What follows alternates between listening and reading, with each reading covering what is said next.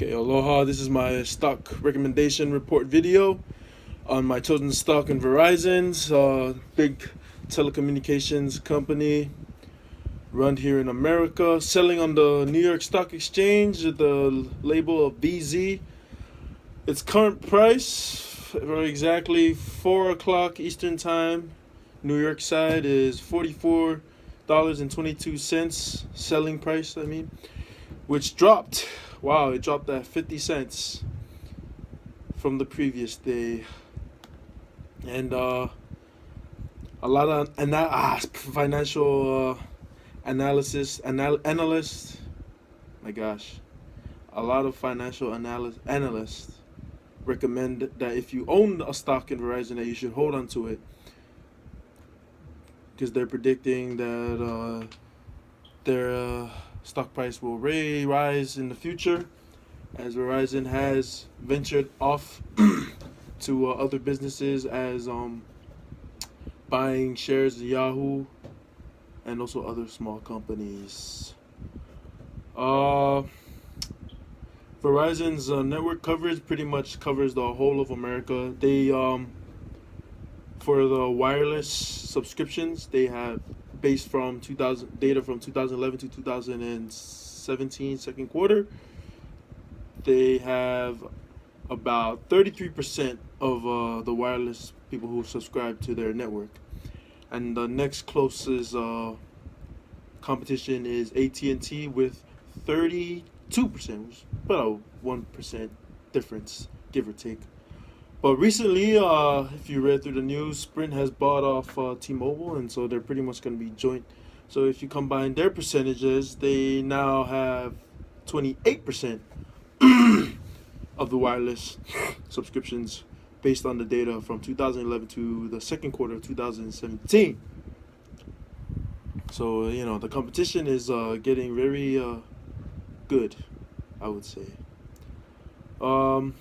A lot of the data that I wrote in my report, I've compared Verizon to AT&T. I found it really interesting that the graphs, or the stock prices, had similar, not necessarily the same numbers, but like similar waves. Like they'd go down at around the same time, and then they'll rise up at the same time. For example, when I try to estimate the profit margins, both Verizon and AT&T's profit margin dropped in 2015. They went down, but then they slowly picked back up again. Also, their earnings per share dropped back down in 2015, and then slowly rised up again. But the one difference that Verizon has over AT&T is the return on equity, which I think would lure more investors to invest in the Verizon, is the return on equity, which Verizon was able to, in return for every dollar of their equity, they make 67 cents of profit. It doesn't sound much now, but compared to AT&T, which is only about 10 cents. So, Verizon definitely has the edge on that. And also because, it's been around it's one of the oldest companies. Verizon and AT&T definitely been around the longest. They've been the oldest telephone communications company here in the US. I don't think that Verizon has ventured offshore, but I know that from some of my research that they have offices overseas, possibly to help their customers who fly overseas on a visit, or they're traveling or working there, and they're still using their Verizon owned phones, networks, etc.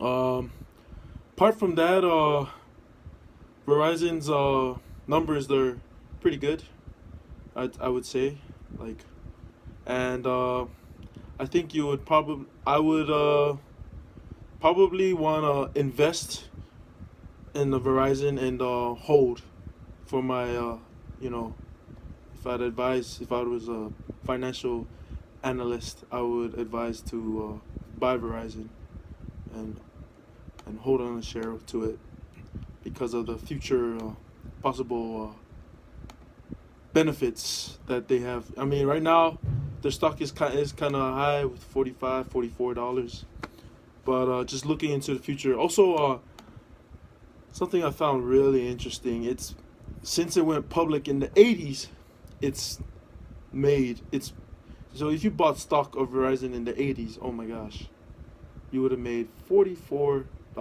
more today. But I wasn't around in the '80s. It's a golden time. But either way, there is no saying that the stock will rise higher and higher. I mean, you just look at companies like Google and Apple. Their stocks are way over the hundreds. You know, you should think about the future, considering also uh, Verizon being the number one like phone company here in America, phone supplies and stuff like that. Yeah, and that's my video. Mahalo.